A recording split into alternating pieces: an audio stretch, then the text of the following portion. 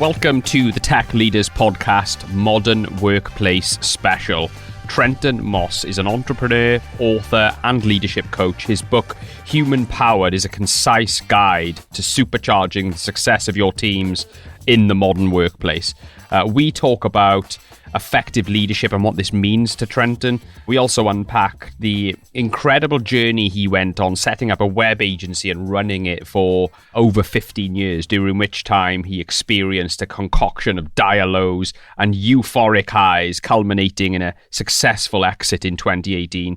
Trenton has since embarked on a second career as an author and a leadership coach, running programs, teaching people the value of emotional intelligence, empathy, and effective communication. We talk about what has changed since the work from home revolution over the last 2 or so years, and what adjustments need to be made to ensure better engagement and productivity from your team or from your colleagues. This one is a must for leaders of remote teams or anyone who is looking to improve their communication ability in the workplace. I think you'll love this one. It's Trenton Moss. Trenton, thank you so much for coming on. How are you? Yeah, I'm really good, Gareth. Nice to see you. So let me just ask you, what does effective leadership mean for you? Yeah, I mean, effective leadership, I think you can kind of sum it up in one short sentence. It's all about getting people to perform to the best of their abilities at the same time as driving towards a shared goal. That's it. It's simple. You have a shared goal. You make it very clear what that objective is, that your vision, where you're heading towards. And then you basically, as a leader, you just enable everyone to perform to the best of their abilities. Sure. Well, I mean, everyone's got a different leadership style, I suppose, haven't they? It's exactly right. And a lot of people think that I need to be really extroverted, really shouty, maybe a little bit mean. I need to have a position of seniority, all of those things in order to be a leader.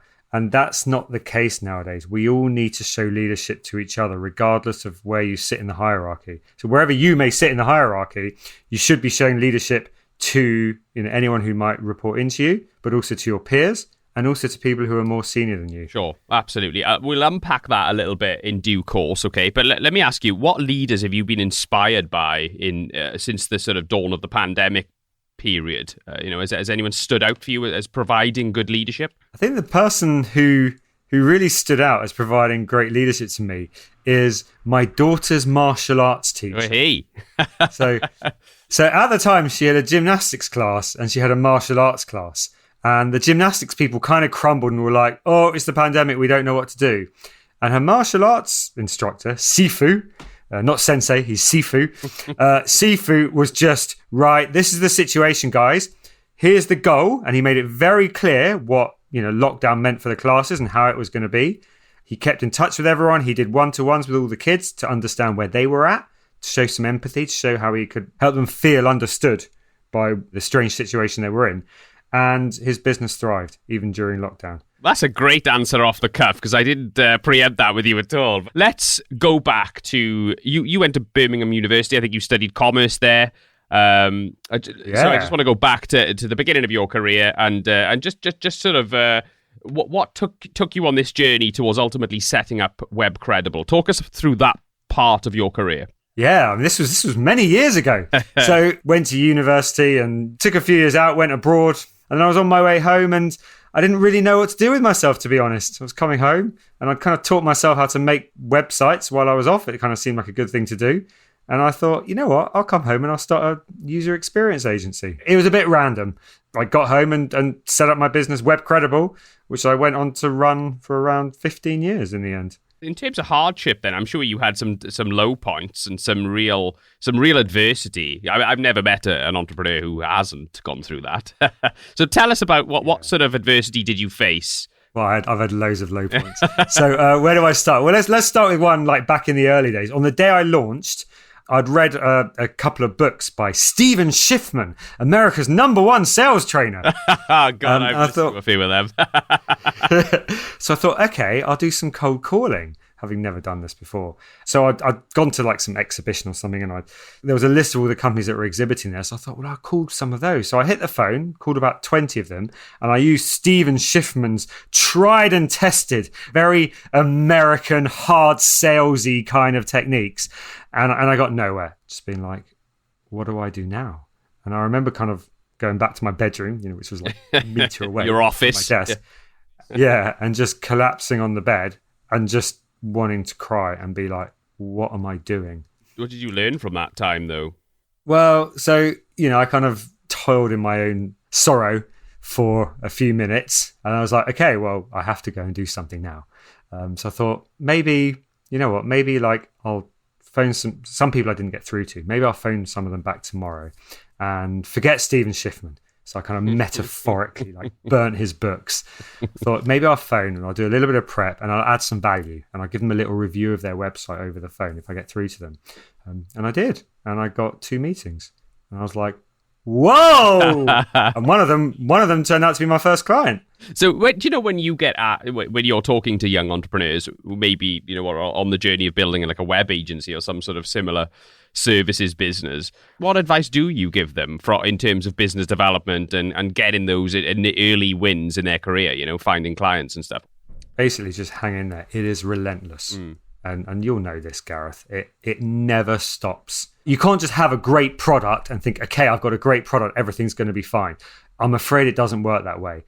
You've got to have a great product and a great offering, and you have to be brilliant at sales and marketing. And it is a sustained, ongoing effort. No matter how well the company's going, no matter how much you seem to be flying, you can never take your foot off the pedal. You've got to be built of strong stuff because you're in that for the long term. Yeah, for sure. And it never lets off.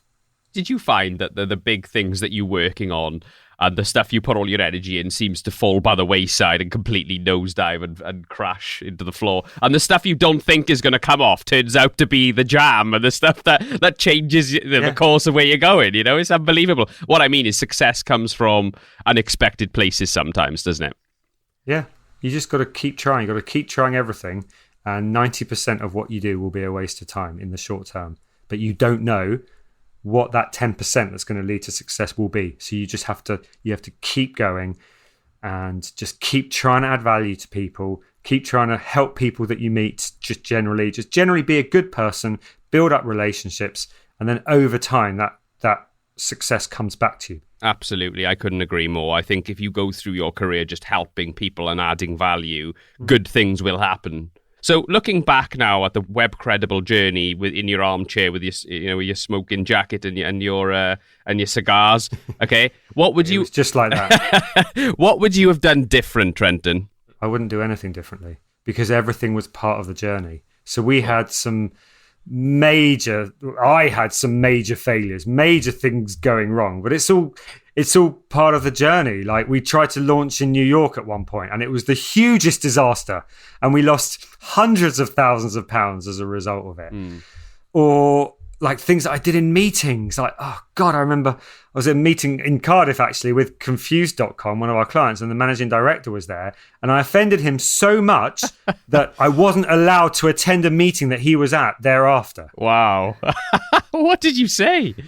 I mean, I for sure obviously could have said this in a far better way, but I basically said something along the lines of, price comparison sites, the proposition is really not good because no one cares about you. You're a necessary evil that we use once a year and there's no engagement. Yeah, as soon as someone comes up with a better idea for how to, switch your electricity and gas every year, you're not going to exist and there's no brand loyalty, which I'm sure he knew, but I said it. I know I was very blunt with it and I said it in front of like 15 people.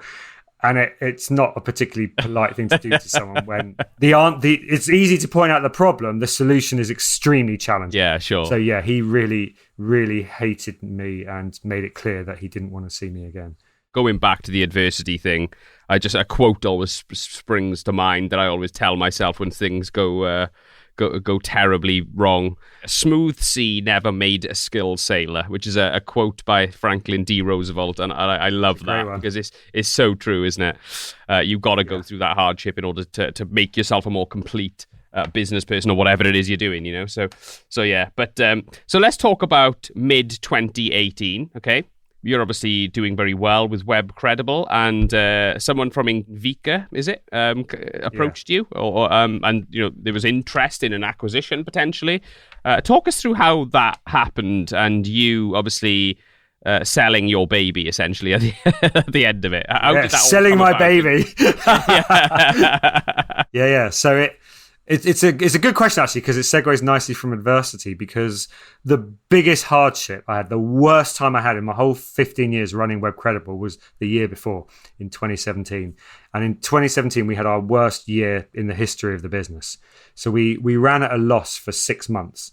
We were losing hundreds of thousands of pounds, and it was horrendous. It was a real low point. My kids were quite young as well then, and so they weren't sleeping very well in the night. It was this, I'll never forget 2017 as just being the toughest year of my kind of professional, maybe even adult life. It was really awful. So the company we just could not make a profit. We were just, our revenue was down. It was going just awfully. And the big problem we had was new business just fell off a cliff. So we were still working with our clients. They were happy. The quality of our work was great. And actually with our existing accounts, we were growing them. So everything was great there. And I had a great leadership team. Everything was going really well in the business apart from new business. And as I said, that fell off a cliff, and it put us in a lot of trouble.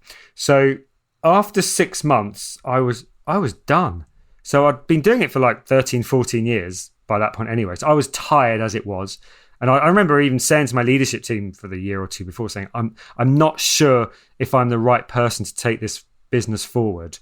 You know, I've been doing this for so long that I approach things more from a kind of survive perspective rather than thrive. You know, my appetite for risk is going down because I've been doing this for so long. So what if I lost it? That would be horrendous. When I wasn't up with my kids in the night, I was basically just working. It was awful. I had a couple of panic attacks during that time, which I'd never had anything like that before. It was really horrendous. And at the end of the 6 months, someone I know got in touch who started in it as a partner in a new firm, saying, "Hey, I'm doing M&A in this new firm. Want to go for lunch?" I was like, "Sure." And we went for lunch, and he was like, and I was broken. And he was like, "Look, I think I can, if you want out, I can help you, find an acquirer for the business." I was like, "Yeah, but, we're in such an awful place." And he was like, no, it's fine. You've been going for 13, 14 years. You've always grown. You've always had profit, apart from 2008 in the recession. As long as you can turn this around, you'll be okay. And I was like, okay, fine. I just want out. I don't care. I don't even care what we get for it. I just want out of this. So then, we started the kind of acquisition process. But at the same time, things started turning around in the business. And this was... So, the hard work of those 6 months, unbelievable hard work, where basically I was just a new business machine. Yeah. And I was just out having coffees with prospects all the time, kind of selling them the dream whilst inside just crying because it was all falling to pieces and feeling a bit like a fraud. It was horrible. Yeah. But at the end of the 6 months, it started turning around. I remember in month 7, we had our first month of breaking even since that bad time happened. And I remember me and my leadership team having a massive celebration. Yay, we didn't make a loss. Like, we didn't go anywhere or do anything because we had no money. So we were just there drinking water in the office going, yay, let's celebrate. But then what happened is the next month our revenue grew. And the month after it grew, and it grew, and it grew, and it grew. And at the same time, we were going through the acquisition process. So we were starting to speak to different companies that were potentially interested in us. And what we then had was, we had to show them, these 6 months of consecutive losses, but we could also then show them that we were coming out of it. And that it was clearly a one-off in the kind of 14-year history of the business. And that, look how much resilience these guys have, that they can come out of it. So it was actually quite a nice story. Yeah. And as that process continued, because that goes on for many months, speaking to potential companies that were interested in us, and then kind of, whittling it down to a final few, our revenue kept going up. And then the month before we ended up selling was our highest ever revenue and our highest ever profit that month. It was, wow. It wasn't, when you're running a business, it's always a roller coaster, right? Sure. As you know, Gareth, there's always ups and downs. There's the social media veneer on the outside, and then there's the inside when you're running it, and just the hamster wheel, and just like it just feels like everything's falling to pieces, even if it's not, but it does feel that way. Sure. That was clearly the watershed moment, wasn't it, where you turned it around through sheer hard work and passion. Yeah. So what were your team like at this point then, and how were you keeping them motivated? It was all on your shoulders, wasn't it? So it must have been quite a lonely place for you at times in 2017, as you already alluded to. But how did you keep your team motivated and rowing in the same direction? Yeah, and it was a real period of adversity. But what I've found is people actually generally come together in that time. So, my leadership team were, on the cold face of what was going on. So I wasn't so lonely because we had each other to kind of to be there, especially my MD, who, we kind of ran it together. Well, we ran it together, me and my managing director. So, we would talk about it and be like, oh my God, like, are we going to survive this? And as a leadership team, obviously we'd support each other. But even in the wider business, and I have found this when we had other tough times, everyone comes together. You get people volunteering to go down to 4 days a week, or people saying, what can I do to help? Hey, I've been talking to this potential client, maybe there's some work here. People really come together. And we had to do some redundancies partway through that loss-making period, which obviously is awful for everyone involved. But even with that, people get it. As long as you communicate to your team what's going on, because everyone can see we're not that busy, right? So we'd share financials every quarter or so. Well, we would every quarter. But, regardless of that, people can just see what's going on in the studio and how much work we got on. So people are asking questions. So we would just keep the comms going about what's going on and being transparent. And people really stepped up. Absolutely. So I know through the latter years of the Webcredible journey, you were mentoring people and dipping your hand in that type of stuff. But obviously there must have been a moment where you'd obviously gone through this amazing journey with Webcredible. You obviously felt you had something to give back. And I'm assuming that energy then turned into you writing a book, essentially, called Human Powered, which came out towards the end of last year. So talk us through that period of sort of deciding to write a book and then going on that journey to actual publication. Yeah. So writing a book and getting it published, it's a bit of a tortuous process. I can imagine.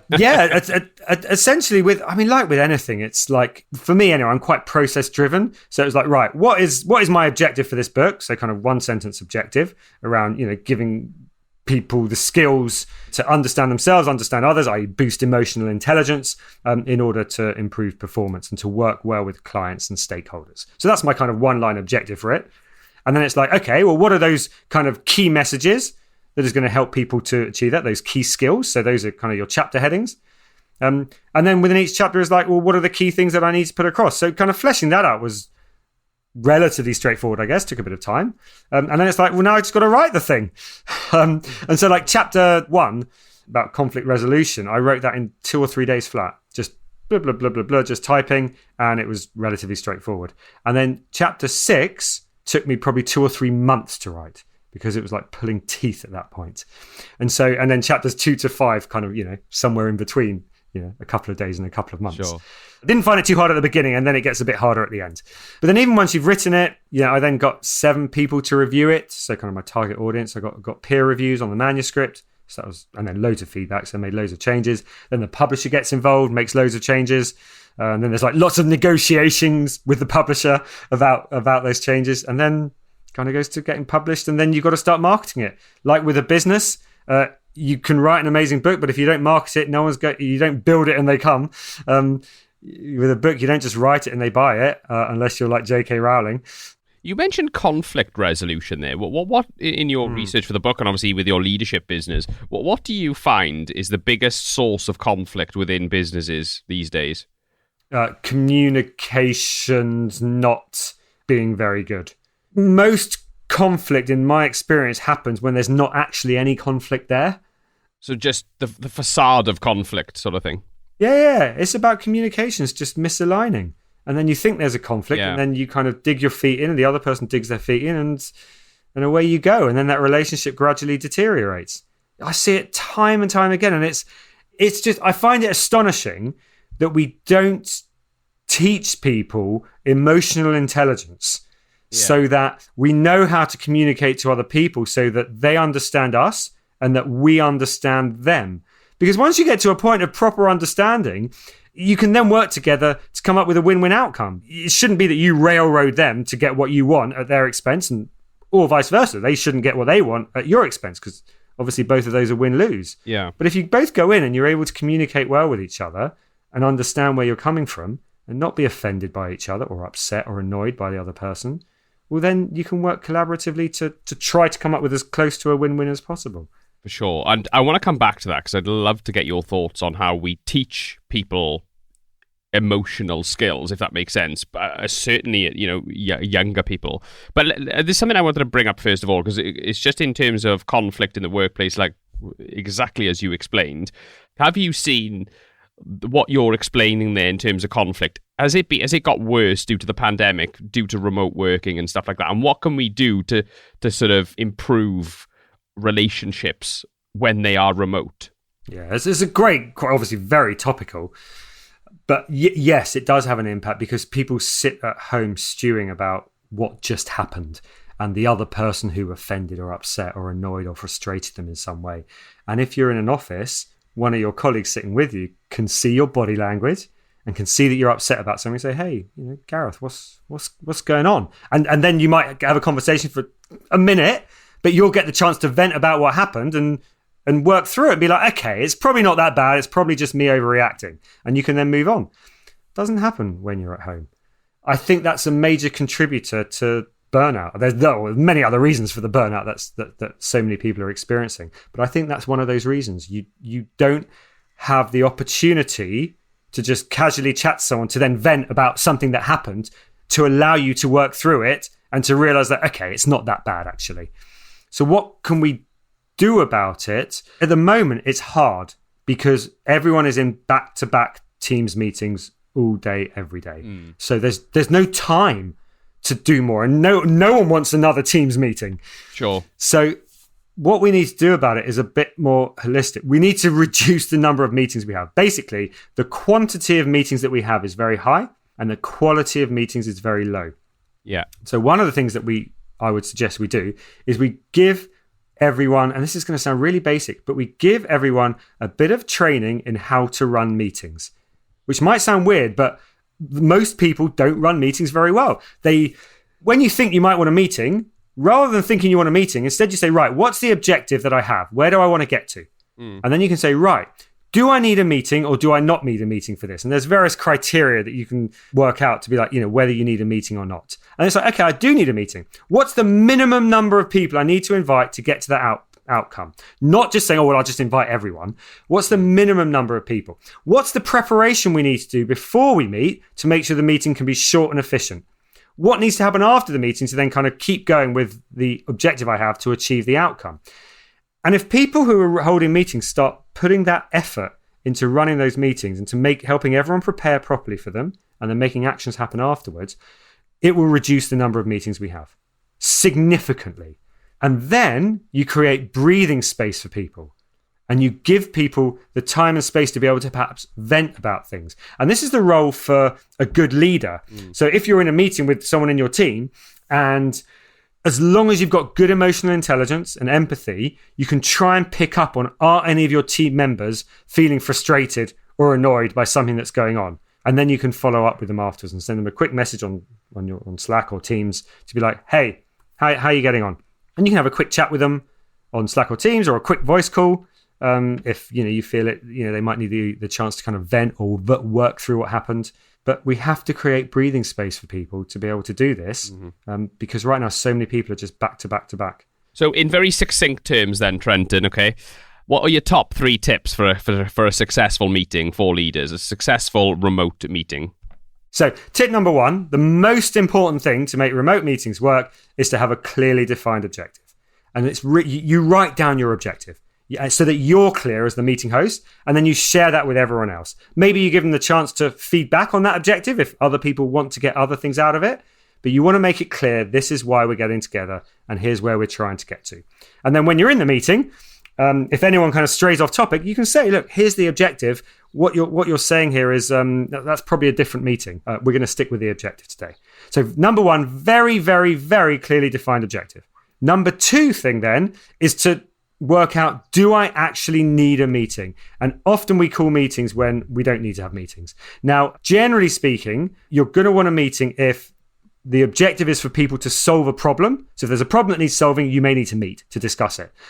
You might need a meeting if it's likely that lots of people will have actions. So if only one person is going to have actions, you probably don't need to meet. But if lots of people do, you need a meeting. And then you'll also need to have a meeting if it's like quite a complex debate, and if it's a contentious topic. So number 1 thing to do is make sure you have a clearly defined objective. Number 2 is work out, do I actually need a meeting? And then number 3 thing is invite the minimum possible number of people to help achieve that objective.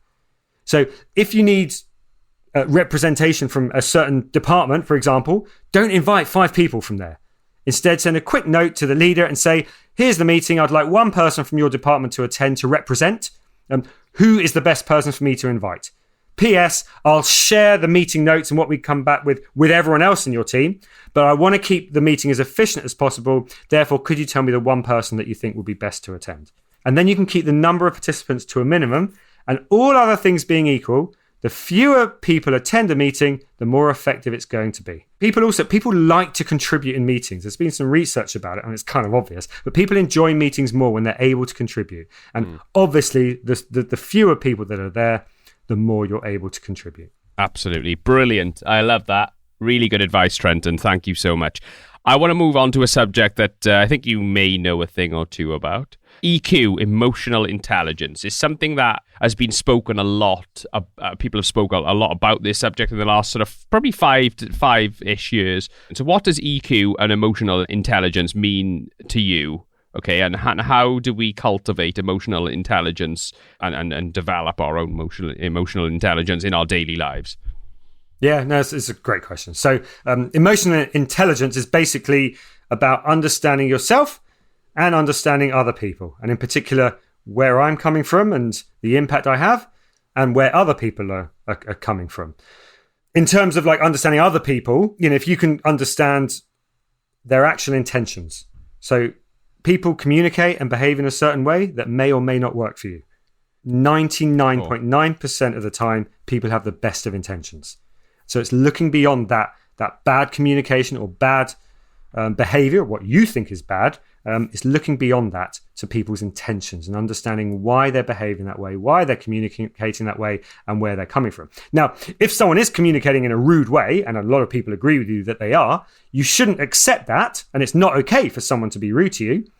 However, I also urge you to look beyond that and look at their intentions. You may want to talk to them about the communications that they don't work for you, but that's not your sole focus. You're also thinking about where they're coming from.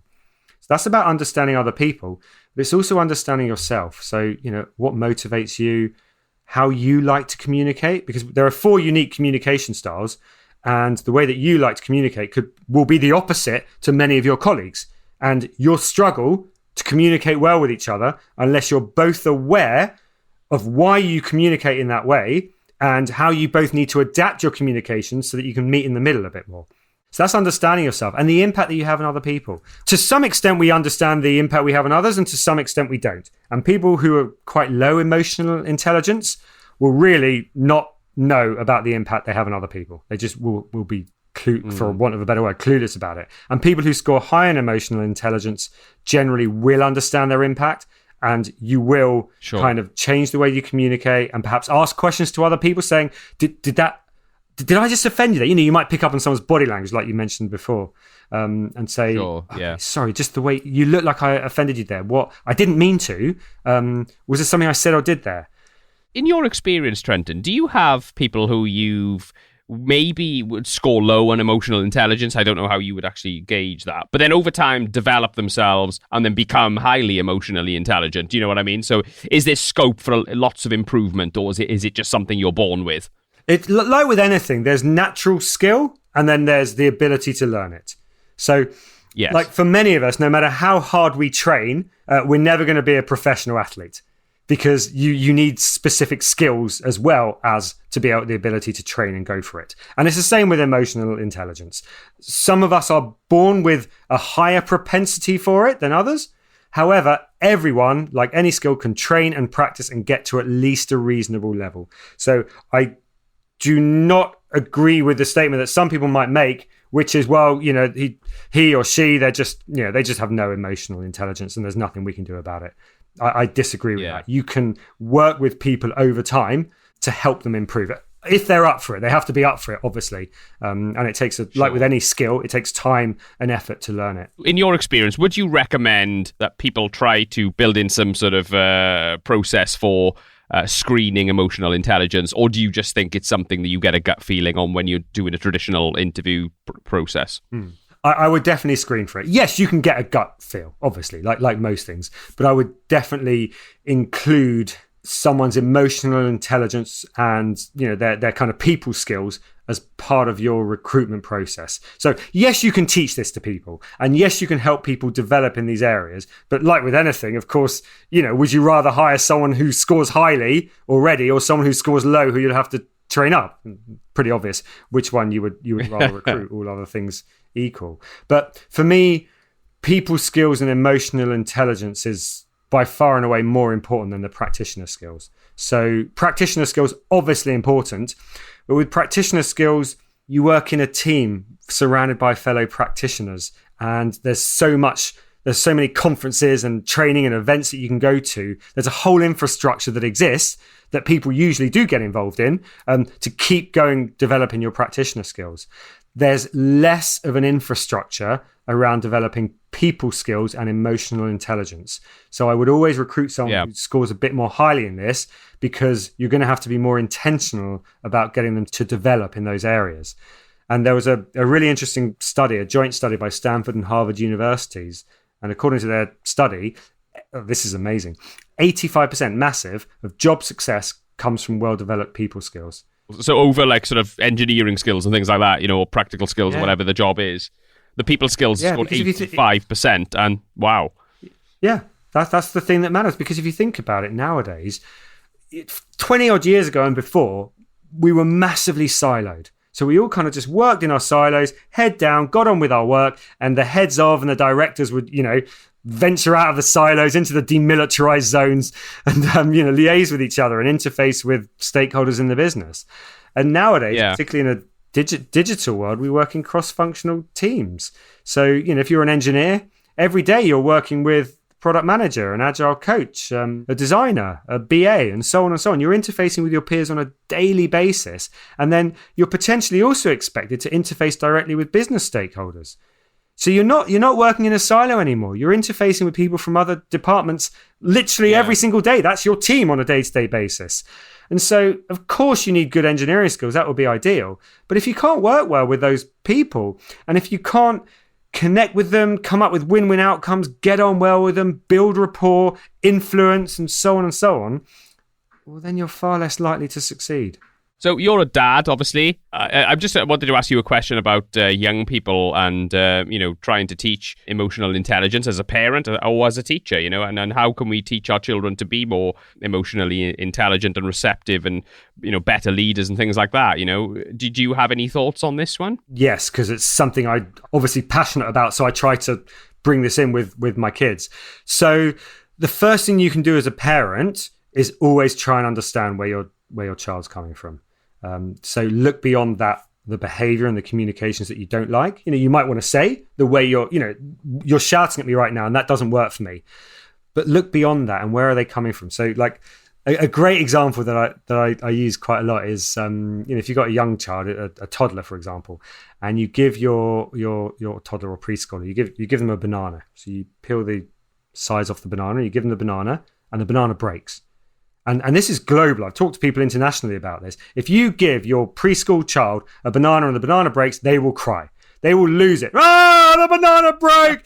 Get me another banana! I'm not eating this banana!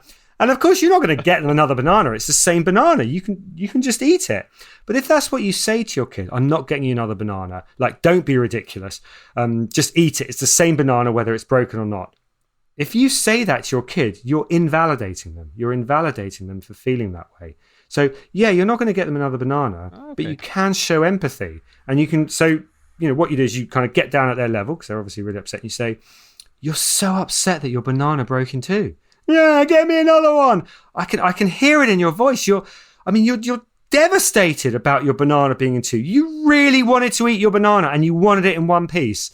And now it's really awful that it's in two pieces. Yeah, I'm not going to eat it. Ah! I'm so sorry that you're experiencing your banana breaking in two. And what you're doing there, you're not getting them another banana. You're also not invalidating them. You're showing them that you understand and that you get where they're coming from. And then, if they keep saying, get me another, if they don't calm down, get me a banana, get you a banana, you say, look, I can't get you a banana. The reason is bananas cost money and we can't just throw them away every time they break. But again, you just spend most of your time just validating them and empathizing with them.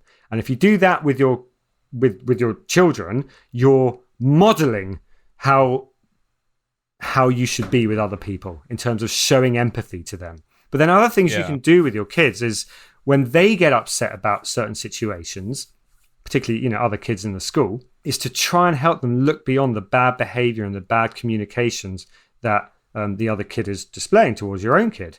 And again, you shouldn't accept someone being mean to you. It's not okay. But again, where is that person coming from? Why are they behaving in that way? And then what can you do about it to move from being a victim to owning the situation? And those sort of things can be, it's hard work and you've got to keep going with it. But those sort of things are teaching your kids that emotions are okay and it's okay to be upset. And we should be talking about ourselves and other people in terms of where they're coming from, so that, we can boost our emotional intelligence. The big problem we have as parents is we hate hearing our kids crying. We hate seeing them upset. It's awful, right? When your kid's sad. So you're just desperate to get them out of that as quick as possible but that's you projecting your thoughts and your opinions onto the situation. And actually, there's nothing wrong with your kid being upset, even though it's heartbreaking for you. And you've got to let them experience that and empathize with them. And actually, that long term is the best way for them to learn how to manage their emotions. Whereas if you say, just pull yourself together, you're being ridiculous, stop doing that, you're literally invalidating them for how they feel. If a kid's having a massive tantrum, like climbing the walls, whatever, or like throwing things or whatever, it's obviously not okay for them to throw things, but you've got to empathize because what they're really struggling to process what's going on. And if you don't show empathy, you're basically saying it's not okay to get upset.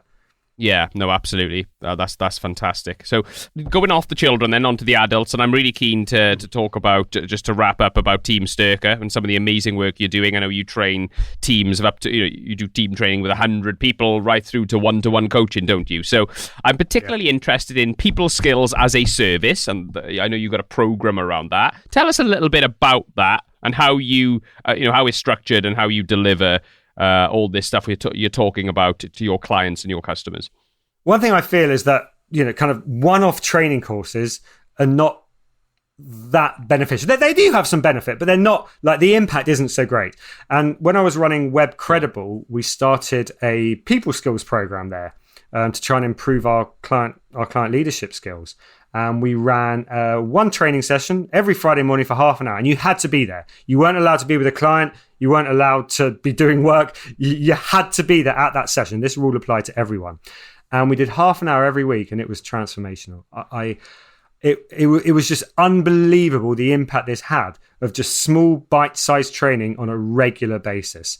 So how long are we talking? Oh, those were half an hour back at Webcredible. But with Team Sterka, they're an hour long. So it's an hour every 2 weeks. Right. That we do. So we do with Team Sterka, it's an hour every 2 weeks, small bite-sized session, but it all builds on each other over time. And it's about long-term behavior change.